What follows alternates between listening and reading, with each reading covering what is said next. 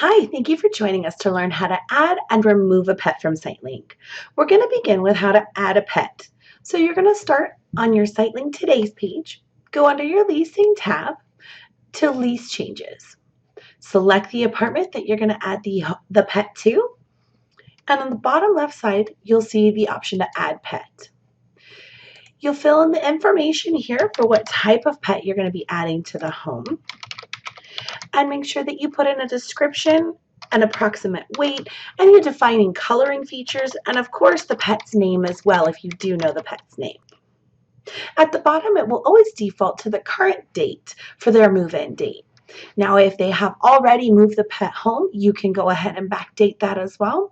Or if they're moving it in the future, the next day or that weekend or at the beginning of the month, you can go ahead and select that option as well. For today's example, we're going to just select today. Make sure that you do add in the security deposit as well, $500 for the pet, and it will automatically show you the monthly pet fee. Each property does have a different amount. The FDC standard is about $50, but based on what your regional manager may have selected as the best fit for your property, that may be more or less. So then you can go ahead and save all changes. And this is going to give you a snapshot of the changes that you did make. So it's going to show you you're beginning the addition of the pet fee of the $50 a month, and it's going to show you the prorate that's owed for this month. So for the month of July, they do owe $8.33 as of today, as well as the $500 security deposit. So you're going to collect that immediately. Then it's going to redirect you to the lease agreement page where you can print the new rental agreement, which now shows the addition of the monthly pet fee as well as the addition of the security deposit. And if you scroll down to the third page of the lease, it's also going to show you here the pet's information that you did add onto the lease agreement. So make sure you do sign that with your resident.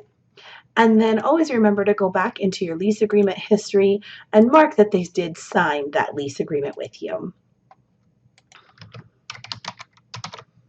All right, so that is how you add a pet. Be sure also that you do collect the photo and the license for the pet as well. Okay, so now we're going to talk about how to remove a pet. So again, you're going to go to the lease changes, select the apartment you need to remove the pet from. And just below where we added the pet, the option to remove pet is available. So you can see here both pets are listed. Make sure that you select the correct pet to remove from the account. You will see that once you select the pet, it does highlight it in blue so that you're removing the correct animal from the home. And then also with the pet rent, you're going to select the one line option as well. So we are leaving the dog with the pet rent, but we are removing the cat and the cat's pet rent. If these lines are not highlighted in blue, it will not remove those pet fees and the information from the resident account. And then you can also select the date the pet is being removed. Again, just like when we added the pet to the apartment, it gives you the same option when you remove a pet. So we're going to go ahead and remove the pet as of Saturday and save the changes. Again, there's a summary here letting you know what date you removed the pet fee, and it also gives you any prorate that is still owed or any credit that might be going back to the resident as well. All right, and it's going to redirect you to the lease agreement page, to which you're going to go ahead and you're going to print that lease agreement and sign with the resident again. Now it is going to have the pet fee removed. However, the deposit is going to remain on hand. We unfortunately are not able to refund that deposit at any point in time. It will stay on hand until the time the resident fully moves out of the apartment.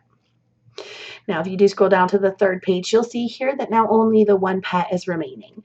So now all you need to do is make sure you go back to the resident history, the lease agreement history, and make sure that you do mark that it was signed and you removed a pet. And that's it. You're all set. If you have any additional questions, you can refer to your operations manual or to your regional property manager. Have a great day.